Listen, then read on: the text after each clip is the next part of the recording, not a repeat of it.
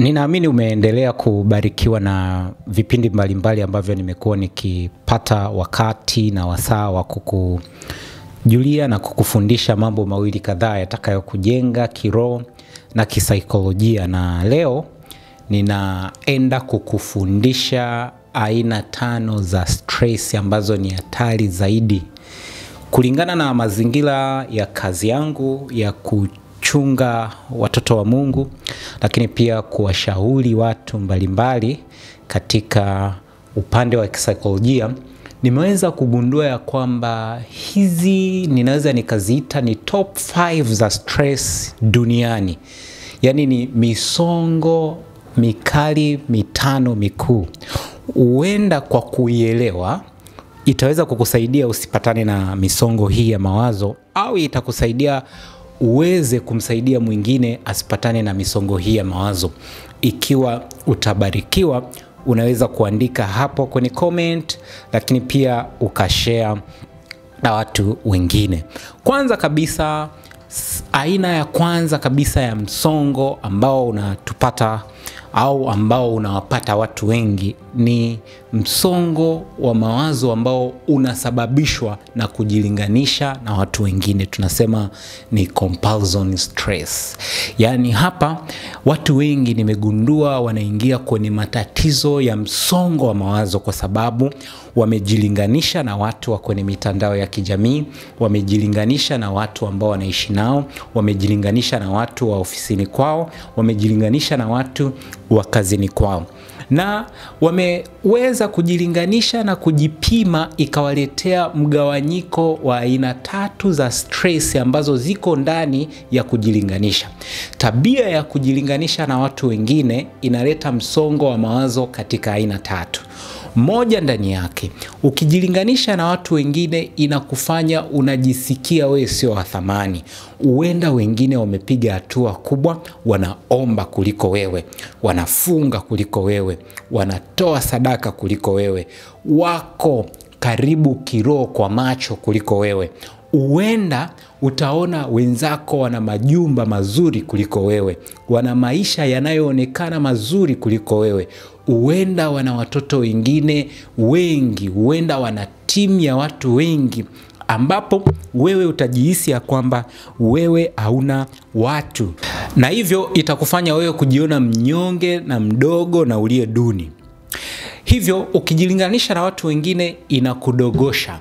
Unajiona hauna thamani kwa sababu utaona wengine wamevaa vizuri, wengine wana mionekano mizuri, na wewe utajihisi ya kwamba wewe ni mnyonge, wewe ni mdogo, wewe ni duni. Stress ya kwanza ya kujilinganisha na watu wengine inazaa dhao la unyonge. Stress ya pili ni pale ambapo unajilinganisha na watu wengine, inakutengenezea comfort zone. Unakuwa kwenye comfort zone ambayo inakusababisha umejilinganisha na watu wengine kwa sababu umeona jirani yako hana pesa na wewe huna.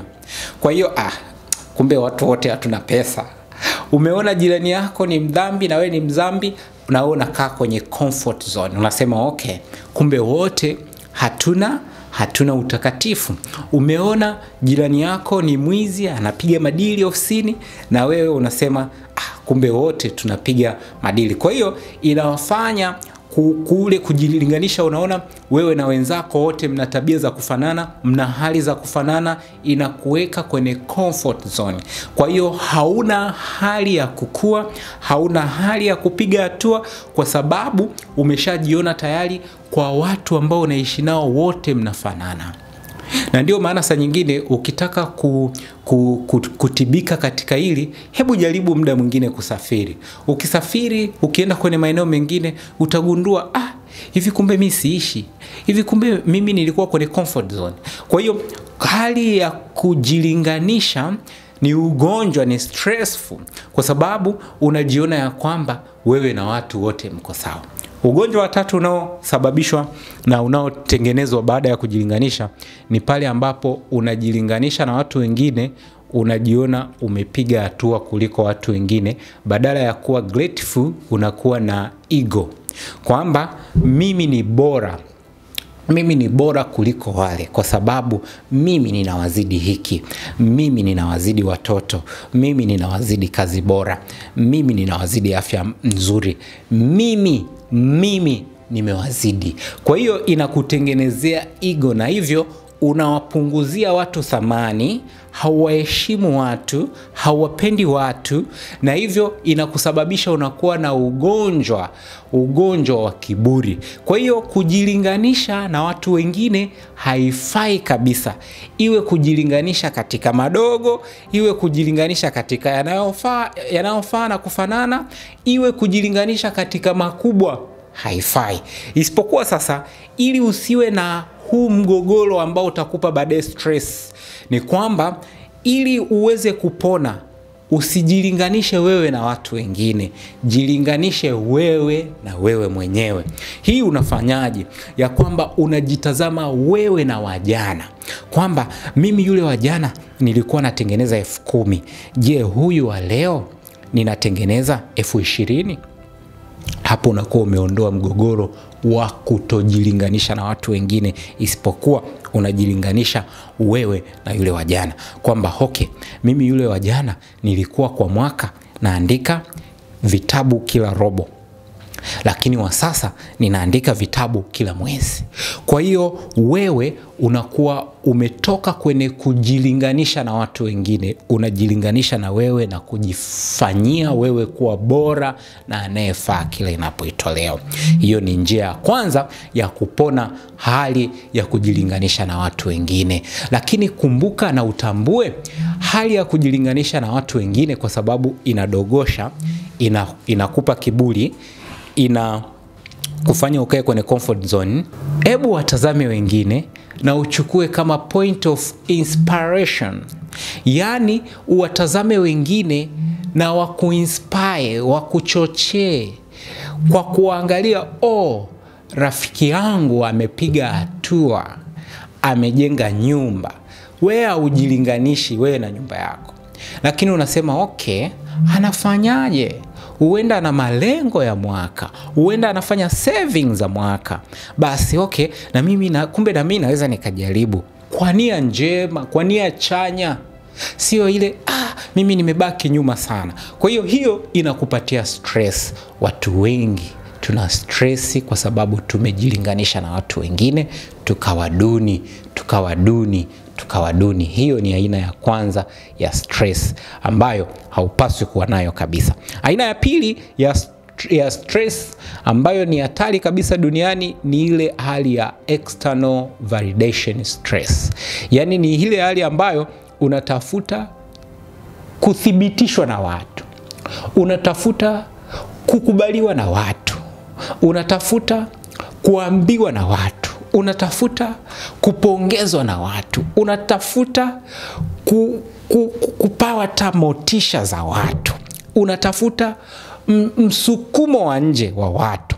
Hapa ndio unakuta mtu anategemea hali yake iweze kukua kwa sababu ya maoni ya baba, ya maoni ya mwenzi, ya maoni ya jirani, kuthibitishwa. Saa nyingine kwenye maisha, jambo lako linaweza likawa halihitaji kuthibitishwa kabisa na watu wengine. Jambo linaweza likawa ni lako tu na Mungu. Jambo linaweza likawa ni lako tu na watu wachache. Unaweza ukawa na mentor baadhi ambao wanaweza wakalikuza jambo lako, kazi ambayo huwa naifanya. Lakini sio mpaka kufanya wewe kitu mpaka kithibitishwe. Kuna watu wameshindwa kuoa na kuolewa kwa sababu huyo mchumba mpaka athibitishiwe na baba, athibitishiwe na pastor, athibitishiwe na kila mtu, athibitishiwe. Ni mchumba atapeleka picha yake kwa marafiki, atapeleka picha yake kwa pastor, atapeleka picha yake kwa majirani, atapeleka picha yake kwa ndugu, ili kila mtu aanze kusema unaoa piskali. Unaweza ukaja kwa sisi binadamu tukakupatia mashauri, ni mazuri, sio kwamba ni mabaya, lakini ni mazuri kwa upande wetu. Kuna watu wameacha kufanya mambo makubwa, wakisubiri kuthibitishwa. Kwenye kitabu cha Biblia kuna stori ya mzee Nuhu. Mzee Nuhu alijenga safina. Mzee Nuhu alipingwa na jamii. Usisubiri kuthibitishwa ili ufanye mambo yako. Hebu jiamini, ujipe confidence, ujipe imani ya kwamba hili ninalotaka kulifanya ninaliweza. Hili ninalotaka kulifanya ni jema. Hili ninalotaka kulifanya ni zuri. Hebu kwanza anza kujithibitisha wewe kwanza kabla ya kutafuta kuthibitishiwa na watu wengine. Bahati mbaya kwenye dunia sasa, duniani tumependa kukosoa zaidi. Kwa hiyo hata saa nyingine ukija kutuambia hoja yako, kutuambia mambo yako, tutakupinga, tutayakataa, tutayakosoa. Utakuwa disappointed na utapata stress. Utashindwa kufanya kazi, utashindwa kuanzisha biashara kwa sababu Pastor Mabamba aliikataa ile biashara. Baba aliikataa ile biashara. Jirani aliikataa hiyo biashara. Fanya, usisubiri kuthibitishwa na jamii. Bartholomayo aliita Yesu mwana wa Daudi nionee huruma. Jamii haikumpa support. Jamii haikumthibitishia vizuri. Lakini Bartholomayo aliendelea. Mwisho wa siku Bartholomayo alikuwa na ushindi. Kwa hiyo usitafute sana kuthibitishiwa kila unachokifanya. Isipokuwa unaweza ukatafuta ushauri katika mambo yako. Sasa jambo la kutafutia ushauri, maoni ya watu hayamaanishi sasa ndio yamegongelea msumari, kwamba ndio yamefanya conclusion katika kile ambacho unakitamani kukifanya. Kwa hiyo unaweza kutafuta ushauri kama kutafuta njia bora zaidi katika kulitenda, katika kulifanya, katika kuliamua, na sio tu kuthibitishwa. Yani kuna watu wanaamliwa, wao ni mama's boy, wao ni daddy's boy, wao ni neighbors people, wao ni watu ambao ni colleague friends. Yani wao wanathibitishiwa na watu ambao wanahusika nao. Utakwama sana kwa sababu kufanya vitu vyako kwa sababu ya kuthibitishiwa na watu, saa nyingine unapopingwa unaweza usifanye, na watu wanaweza kupinga pia kwa kitu sahihi. Aina ya tatu ya stress ambayo inatukuta watu wengi sana ni hali ya kuwategemea watu wengine kupita kiasi. Inaitwa codependence stress. Yani hapa unakuta ni mtu anaamini katika watu, anategemea katika watu, anakopa, anajua kuna watu watalipa. Yani yeye maisha yake anaamini kufanyiwa na watu. Anaamini watu wapo kwa ajili yake. Anaamini si baba yupo, si mama yupo, si mume wangu yupo, si baba yangu yupo, si kaka yangu yupo, si ndugu zangu wapo. Kuwa na watu ni mbaraka, na Mungu ametupatia watu kama mbaraka. Lakini Mungu anasema amelaaniwa ambaye anamtegemea mwanadamu, ambaye mwanadamu ni tegemeo lake. Tabia yako hii ya kutegemea watu kupita kiasi ndio inayokupa msongo, kwa sababu ulimtegemea sana rafiki. Leo amekuangusha, unaumia, eti hutaki marafiki tena. Kwa nini hutaki marafiki tena? Mwanzoni uliwategemea sana watu. Leo hii ulitegemea sana mtu, maisha yako ukayaweka kwake. Leo hayupo, anaweza akawa ni mwenzi. Leo hayupo, lakini uliweka sana maisha yako kwake, ulimtegemea kwake. Sasa maisha yako yameshindikana, huwezi kusonga mbele, huwezi kupiga hatua za kila siku, kwa sababu tumaini lako, tegemeo lako lilikuwa kwa huyo mtu. Uliwahi kuona mti wa mgomba ambao mti wa mgomba unategemewa uwekewe kitu cha kuulinda ule mti usianguke. Sasa kuna watu ndio wako hivyo. Kuna watu wana watu ambao ni miti ya migomba kwenye maisha yao. Yani amemweka huyu mtu yeye ndio anamtazamia. Maisha yake bila yeye hawezi. Kuna watu hawawezi kuomba peke yao mpaka ampigie simu Pastor Mabamba muombe. Ni kweli kuna wakati mizigo yetu inahitaji usaidizi, lakini sio wakati wote. Usitegemee watu kupita kiasi. Siku ukinipigia simu nisipopokea, una stress na watumishi wa Mungu. Kuna watu tumetegemea tu kwamba ndugu watatusaidia, ndugu watatuokoa. Siku wasipofanya hivyo, eti una stress kupita kiasi. Usiwategemee watu. Biblia haijawahi kusema uongo. Amelaaniwa ambaye mtu ni tegemeo lake. Kwa hiyo punguza stress. Ndio nasikia nilimwamini pastor, nilimpa moyo wangu pastor, nilimpa moyo wangu wote, nikitegemea atanipenda. Kabla ya kutegemea yeye kukupenda, jipende kwanza. Jipende kwanza. Usitegemee watu kupita kiasi. Atakwambia tuonane saa 5 nitakusaidia, alafu atazima simu asionekane, utaumia na kulia. Usitegemee watu. Usitegemee eti kwa sababu baba yangu yupo atanisaidia. Usitegemee watu. Kuna wazazi hata wanatengeneza watoto wao, wanawategemea. Unasikia mwanangu huyu atakuwa tegemeo langu, lakini baadaye watoto wanawasaliti wazazi. Mzazi anakaa kwenye depression wakati wa uzee kwa sababu alitegemea watu. Kwa hiyo kuanzia leo usianze kuweka matumaini sana ya kwamba maisha yako yana Mwokozi, maisha yako yana watu wengine. Kuna mtu kwenye Biblia alikuwa anatamani kupona, akakutana na Yesu. Yesu akamwambia, unataka kuwa mzima? Anasema sina mtu. Kwa hiyo yeye tumaini la kupona kwake aliliweka paka apate mtu ndio apone. Sasa si mtu amekuja. Hayo ni mambo mengine. Watu wanaotegemea watu wengine kupita kiasi. Kwa hiyo kutegemea watu kupita kiasi kunaleta stress, na stress zaidi kabisa. Haina nyingine ya stress ya 4 ambayo ni hatari kabisa, ni stress ya kujitahidi kufanya kitu kwa ukamilifu. Tunasema ni perfectionism stress. Yani unajitahidi ufanye kitu kwa ufasaha sana. Unajitahidi mambo yafanyike kwa uzuri sana. Unajitahidi ufanye kitu kwa ubora sana. Nikwambie, hii dunia vitu huwa viko sawa sawa. Vitu haviko kwa uzuri. Watu hawako kwa uzuri. Mambo hayapo kwa uzuri.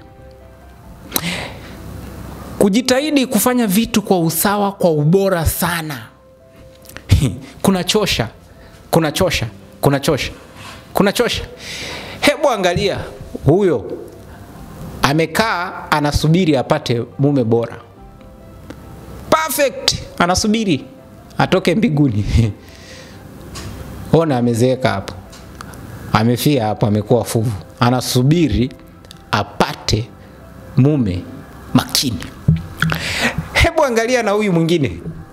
Ona huyu ni mpiga picha, anasubiri picha ikae kwenye engo nzuri, picha ikae vizuri, ikae clear, bado anasubiri apate picha nzuri.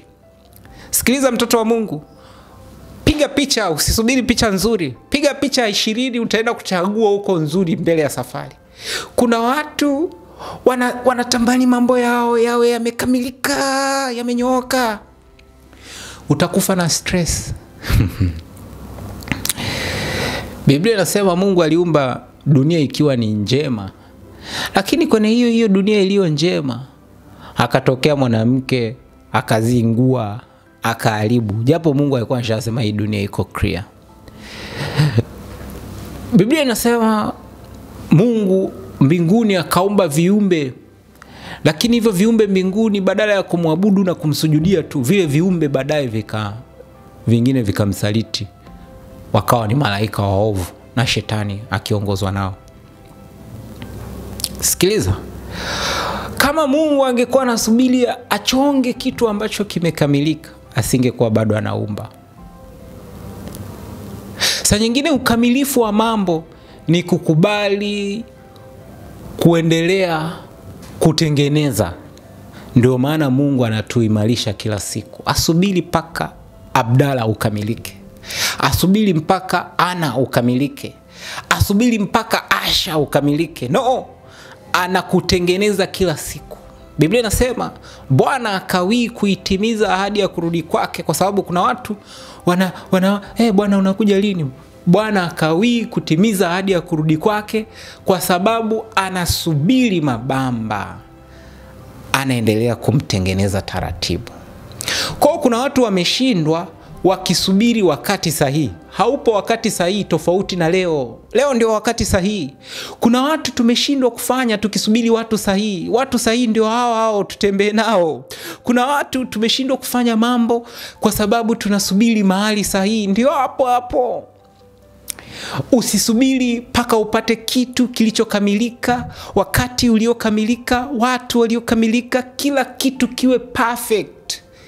Huwezi. Kuna watu wanasubiri vitu vikamilike, wanajikuta wamepoteza muda. Itakupa stress. Saa nyingine unasema, siwezi kuanza kusave pesa kwa sababu sina hela nyingi. Nitasave nikiwa na hela nyingi. Hakuna siku utakuwa na hela nyingi utasema sasa hela zimetosha nianze kusave kama usipoanza leo. Utasema wanawake wote kwa kweli hamna kitu. Utasubiri sana mpaka upate mke. Utasubiri sana. Unaweza kusema wanaume nasubiri mtu wangu kutoka mbinguni. Subiri mtu wangu, nasubiri. Sasa hivi hapana kitu. Utasubiri sana. Chukua hatua leo. Hiyo itakupa stress. Ukisubiri vitu viwe perfect, itakupa stress. Itakupa stress kali sana. Usisubiri vitu vikamilike.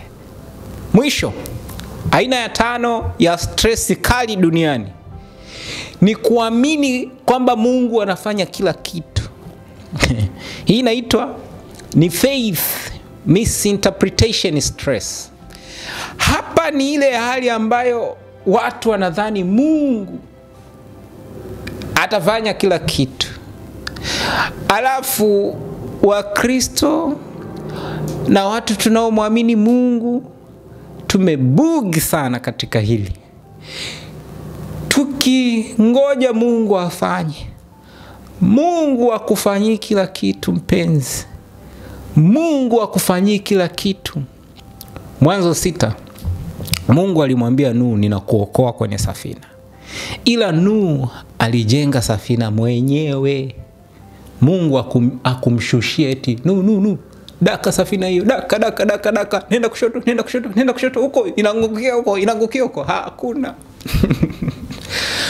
Mungu akamwambia Nuhu, nenda mlimani, ukakate mti, ukailete miti, uje ulande mbao, ukishamaliza kulanda mbao, utafute lami, ukishatafuta lami, uikandike safina, uitengeneze vizuri. Halafu Nuhu ukishaikamilisha, mvua itanyesha. Mvua inanyesha. Mvua ni kama bahati sasa tunaita.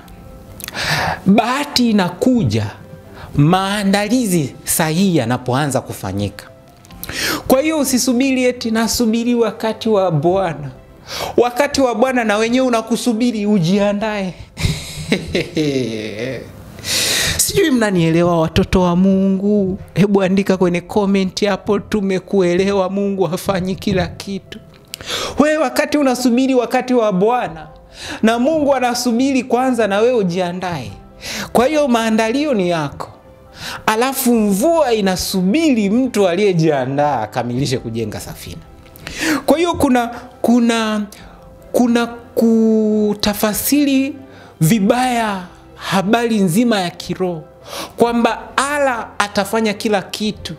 Allah hawezi kufanya kila kitu. Allah hawezi kufanya kila kitu. Allah hawezi kufanya kila kitu. Tafasiri ya kwamba Kristo ameyamaliza yote. Ameyamaliza yote msalabani. Kristo ameyamaliza yote. We utapatana na stress kali kwa sababu yako ambayo unayafanya. Kristo ni kama alishika tu ile mbio za kijiti. Unakimbia, ukimaliza kijiti unampa mwingine. Kristo amekupa wewe kijiti. Kuna sehemu yako ya kufanya.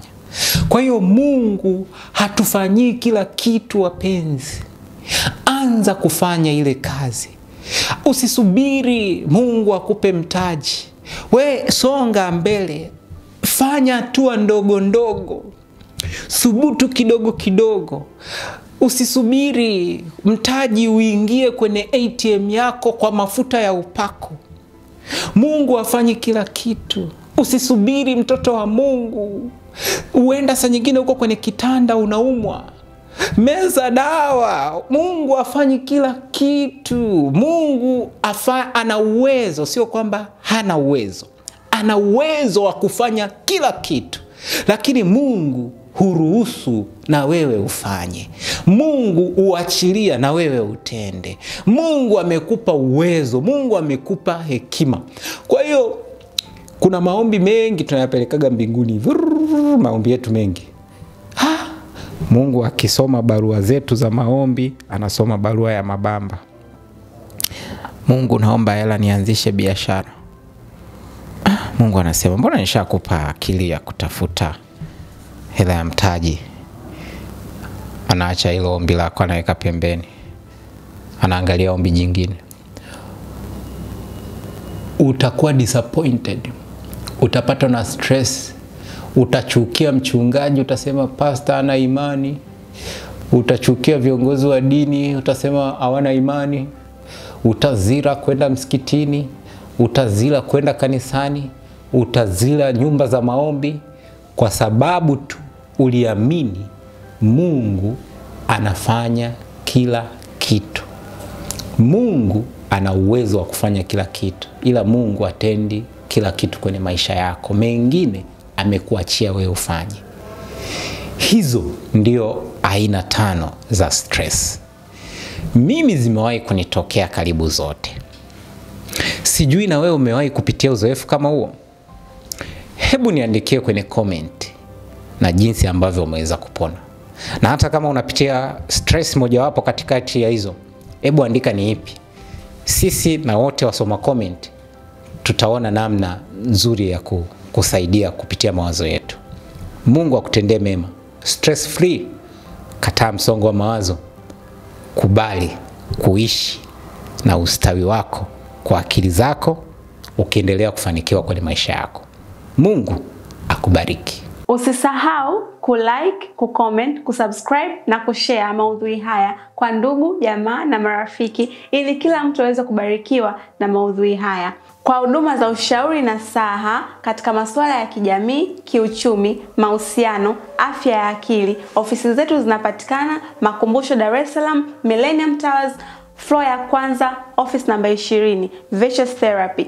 Pia unaweza ukaja physically ama unaweza ukapata huduma hii online. Book your sessions katika namba zinazopita kwenye screen yako. Unaweza kushiriki kuwezesha huduma hii katika account zinazopita kwenye screen yako. Karibuni sana na Mungu awabariki. Mtumishi wa Mungu Enson Mabamba ni mtunzi na mwandishi wa vitabu mbalimbali ikiwemo Mtu Yeyote Asikudharau. Kitabu hiki kimejikita katika kukujenga kiroho, kiakili, kiuchumi na kijamii. Lakini pia kinalenga watu wote wenye msongo wa mawazo, ushauri na saha katika masuala mbalimbali ya kiroho, kijamii na kiuchumi. Lakini pia ni mwandishi wa kitabu kizuri sana cha Mirathi na Mtazamo wa Kiroho, Kisaikolojia na Kisheria. Kitabu hiki kitakusaidia kukupa mwanga namna gani ya kufanya maamuzi sahihi katika swala zima la mirathi kwa kuangalia upande wa kiroho, kisheria, lakini pia jamii inasemaje inapokuja swala zima la mirathi. Kupata nakala zako, wasiliana nasi katika namba unazoziona kwenye screen yako. Vitabu hivi vinapatikana nchi nzima. Karibuni sana.